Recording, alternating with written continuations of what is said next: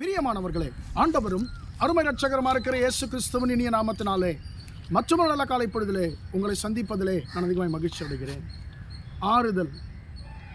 அன்பார்ந்தவருடைய பிள்ளைகளே, இந்த உலகத்தில் ஒவ்வொரு மனுஷனும் தேடிக்கொண்டிருக்கிற ஒரு காரியம் என்னவென்று சொன்னால் ஆறுதல். எனக்கு ஆறுதல் எங்கே கிடைக்கும், எனக்கு ஒரு தேற்றுதல் எங்கே கிடைக்கும் என்று சொல்லி ஒவ்வொரு மனுஷனும் எதிர்பார்த்து கொண்டிருக்கிறதான ஒரு முக்கியமான காரியம்தான் ஆறுதல். அது எங்கே கிடைக்கும், யார் மூலமாய் கிடைக்கும், எப்படி கிடைக்கும் என்று சொல்லி பார்க்கும் பொழுது அதற்கான வழியை ஏசாயா தீர்க்கதரிசன புஸ்தகம் 51ஆம் அதிகாரம் 12ஆம் வசனம் அதற்கான வழியை நமக்கு சொல்லுகிறது. அந்த வசனம் இப்படியாக சொல்லுகிறது. கர்த்தராகிய தேவன் சொல்லுகிறார் அந்த வசனத்தில், நானே உங்களுக்கு ஆறுதல் செய்கிறவர் என்று சொல்லி கர்த்தர் சொல்லுகிறார். அன்பான தேவனுடைய பிள்ளைகளே, யார் மூலமாக நமக்கு நிரந்தரமான ஆறுதல் கிடைக்கும் என்று சொன்னால் நம்முடைய தேவனாகிய கர்த்தர் மூலமாகத்தான் நமக்கு ஆறுதல் கிடைக்கும். இன்றைக்கு மனுஷன் தனக்கு ஆறுதல் உண்டாக்கி கொள்ளும்படி தன்னாலான எல்லா முயற்சிகளையும் செய்கிறான். உதாரணமாக இந்த உலகத்தில் அநேகர் தங்களுக்கு ஆறுதலை தேடிக்கொள்ளும்படிக்கு மதுபானத்தை அவர்கள் அருந்துகிறார்கள். குடித்த பிறகு அவங்க வந்துட்டு ஆறுதல் கிடைக்குமான்னு கேட்டால் குடித்ததுக்கு அப்புறமும் அழுவாங்க. குடித்ததுக்கு அப்புறமும் அந்த போதையில் அழுகிற மனுஷருக்கு நாம் பார்த்துருக்குறோம்.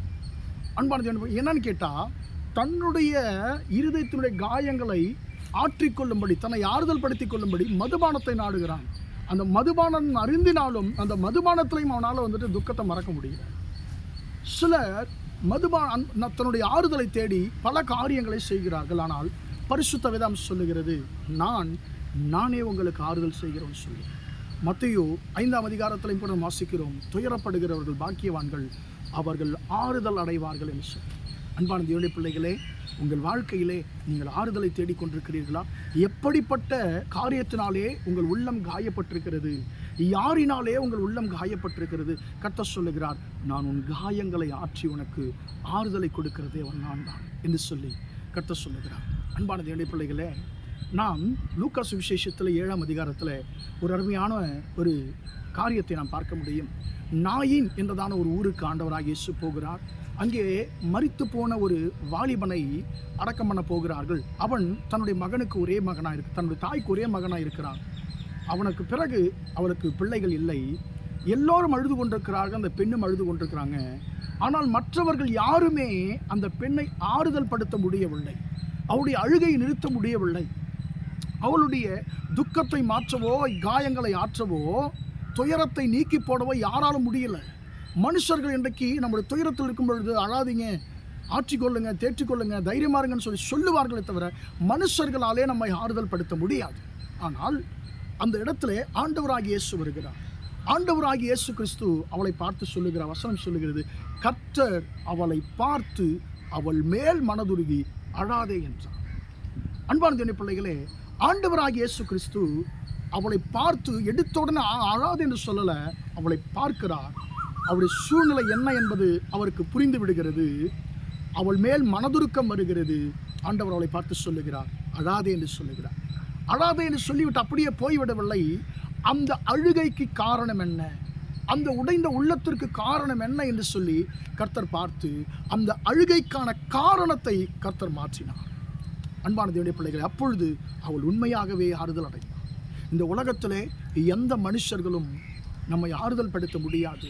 நீங்கள் எப்படிப்பட்டதான காரியத்தினாலே நீங்கள் காயப்பட்டிருந்தாலும், இழப்பாயிருந்தாலும், ஏமாற்றமாயிருந்தாலும், தோல்வியாயிருந்தாலும், அவமானமாயிருந்தாலும் கர்த்தர் சொல்லுகிறார், நானே உங்களுக்கு ஆறுதல் செய்கிறேன். இந்த நாட்களிலே நாம் அநேக வாலிப பிள்ளைகளை பார்க்க முடியும். படிப்பிலே தோல்வி அடைஞ்சிருப்பாங்க, எதிர்பார்த்திருக்கிற ரிசல்ட்ஸ் வந்திருக்காது. சில நேரத்தில் அது பெற்றோருக்கும் ஒரு பெரிய ஒரு கவலையாக இருந்திருக்கும், பெரிய ஒரு பாதிப்பாக இருந்திருக்கும். அவர்கள் ஆறுதலை இழந்து போயிருப்பாங்க, குடும்பமே ஆறுதல் இல்லாமல் தவித்து கொண்டிருப்பாங்க. ஒரு பெரிய ஒரு பிரச்சனையாக அது போய் கொண்டிருக்கும். ஐயோ, இதன் பிறகு என்னுடைய பிள்ளையுடைய எதிர்காலம் என்ன என்று சொல்லி அவங்க எல்லோருமே உடைந்த உள்ளத்தோடு இருப்பாங்க. அப்படிப்பட்ட சூழ்நிலையிலே நீங்கள் இருப்பீர்கள் சொன்னால் இந்த காலை வேளையிலே இந்த வார்த்தையின் மூலமாய் கர்த்தர் உங்களோடு பேசுகிறார். நானே உங்களுக்கு ஆறுதல் செய்வேன். ஆறுதல் சும்மா ஒரு வார்த்தை சொல்லிட்டு போய்விடுகிற தேவன் அல்ல, உங்கள் பிரச்சனைகளை உண்மையாகவே மாற்றி உங்களுக்கு நிரந்தரமான ஒரு தீர்வை கொடுத்து உங்களை உண்மையாகவே ஆறுதல் படுத்துகிறவர் தேவன். அந்த ஆறுதலின் நாயகன் இன்றைக்கு உங்களை பார்த்து சொல்லுகிறார், நான் நிச்சயமாக உன்னை ஆறுதல் படுத்துவேன். நான் ஆறுதல் செய்வேன் என்று சொல்லி கர்த்தர் சொல்லுகிறார். ஜெபிப்போமா? இரக்கமுள்ள தகப்பனே, உம்மை நன்றியோடு துதிக்கிறோம், ஸ்தோத்திரிக்கிறோம். இம்மட்டுமாக இந்த வார்த்தைகளை கேட்டோம். உடைய பிள்ளைகளை நீர் ஆசீர்வதிக்கும்படியா ஜெபிக்கிறோம் ஐயா. நானே உங்களுக்கு ஆறுதல் செய்கின்ற வார்த்தையின்படி ஆண்டவரே, உம்முடைய பிள்ளைகள் எப்பேற்பட்ட பிரச்சனையில் இருந்தாலும் ஆண்டவரே, உம்முடைய பிள்ளைகளுக்கு கர்த்தர் நீர் ஆறுதல் கொடுக்கும்படியா ஜெபிக்கிறேன். உம்முடைய பிள்ளைகளை ஆண்டவரே மனமுறிவுக்குள் ஆக்குகிற எல்லா காரியங்களும் இயேசு நாமத்தில் நீங்கட்டும் என்று சொல்லி இயேசு நாமத்தில் ஜெபிக்கிறேன் பிதாவே.